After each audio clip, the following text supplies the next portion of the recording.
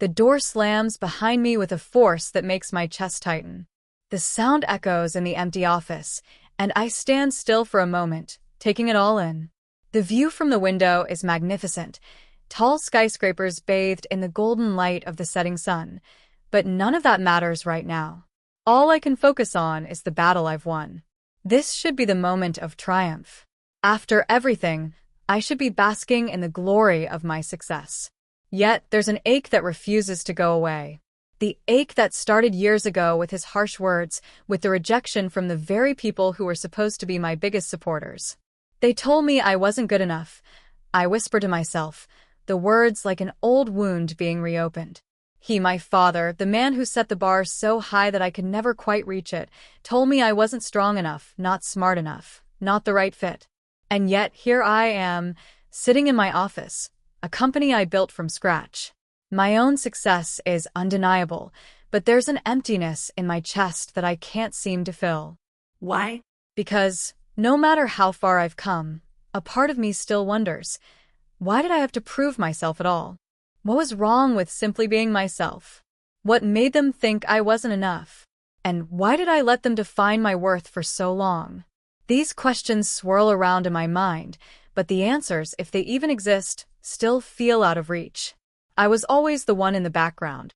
My father, a man whose name carried weight in the business world, had very clear expectations. It wasn't just about making money or securing deals. It was about legacy. His legacy, and I was supposed to follow in his footsteps. He always said that I was destined for greatness, yet I never seemed to meet his standards. Not even close. Growing up, I was the diligent one, the one who stayed up late studying, practicing, and working. I wasn't the brightest, but I believed that hard work would make up for it. But no matter how hard I tried, there was always something wrong with my efforts. My father would look at me with that cold, calculating stare, and I could almost hear him thinking, she's not enough. The first moment of true rejection came after my high school graduation. I had worked so hard to earn a spot at a prestigious college, hoping it would make him proud. When I shared the news, expecting excitement, all I got was silence. It's just a start, he said, dismissing it as if it were nothing. Don't get too excited. That was when I realized, no matter what I did, I wasn't going to meet his expectations. And then came my brother, the golden child, the one who never had to work as hard to gain our father's affection. It was always him, never me. While I was being lectured for my mistakes, my brother seemed to glide through life with ease, a success in our father's eyes with every step he took. The comparisons stung, but they weren't new. Things worsened when I worked tirelessly on a major decision that could have changed the course of our family's business. I spent months researching, strategizing, and putting in the groundwork. I truly believed that if I could prove myself, they would finally see what I was capable of. But when it came time for my father to decide, he didn't even blink before handing the reins to my brother. "You're just not ready for this," he said. The words cut deeper than I expected. I didn't argue. I didn't beg. I just walked away.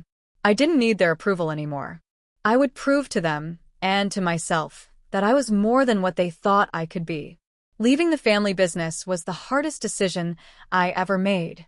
I had spent years trying to live up to their expectations, trying to be someone I wasn't, just to feel like I mattered. But once I walked out, I was left with nothing but my own drive and the weight of my past failures. I had no family to fall back on. No support system.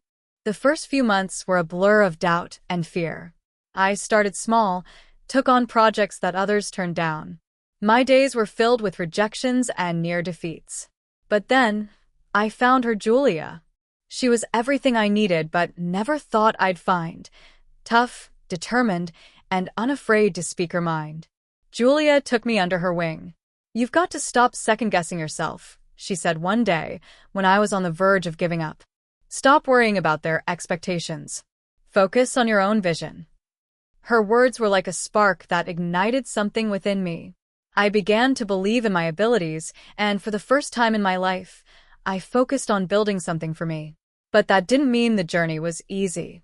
Every step I took was met with resistance. Friends turned into enemies, mentors became competitors, and every success I had felt fragile. At times, I wondered if leaving had been the right choice. Maybe I should have fought harder to stay in the family business. Maybe I could have won their approval. But no, I had chosen this path for a reason. Every failure, every hardship, was shaping me into someone new. Someone stronger. Someone who could stand on their own. It wasn't long before the tide began to turn. My business started to grow, slowly but surely. The contracts came in. The deals were sealed. And each time, I thought back to that day, the day my father looked at me and told me I wasn't good enough. But I wasn't that girl anymore. I was no longer waiting for their validation. I had built something that didn't need them. And then came the day I knew would come. The moment when I would face them and show them just how wrong they were. The room was silent. I sat at the head of the table, my father and brother across from me. The deal I was about to present was everything I had worked for. It wasn't just about business. It was about proving to myself that I didn't need their approval. My father's face was unreadable, but I could see the skepticism in his eyes. He had always been like this, calculating, indifferent to anything that didn't serve his interests. My brother, on the other hand, sat there with an air of superiority. He still thought I was just the failure who could never make it. I laid the proposal before them. "This is the future," I said calmly. "And it's mine." The silence between us felt like an eternity. Finally, my father spoke. "I never thought you would amount to anything. You always seemed too emotional. Too weak." His words didn't have the sting they once did. Instead, I felt something else, empowerment. I had done it. I had made it without them. "I've never needed your approval," I replied, my voice steady but strong. "You made your decision years ago. Now it's my turn." There was a flicker of something in his eyes, regret, maybe? Or maybe recognition. But it didn't matter. I had already won. I had proven myself. Not to them, but to myself. The meeting ended quietly, but for me, it felt like a victory. My father, my brother, they didn't say much more. There was no apology, no grand reconciliation. But I didn't need that. I had already moved on. Walking out of that room, I felt something I hadn't felt in years: peace. I had proven my worth, not just to them, but to the world, and most importantly, to myself. Looking back, I realized just how much that rejection shaped me. It wasn't just the betrayal that hurt. It was the fact that I had spent so many years believing that their approval was all that mattered. I thought their rejection defined me, but it didn't. It only made me stronger. Now, I stand at the top of my career, and the lesson is clear. Never let anyone tell you that you're not enough. Not your family, not your friends, not anyone. The only person who gets to define your worth is you. As I close this chapter, I leave you with one thought. Stand tall. Stand strong. And never, ever let someone else's rejection dictate your future.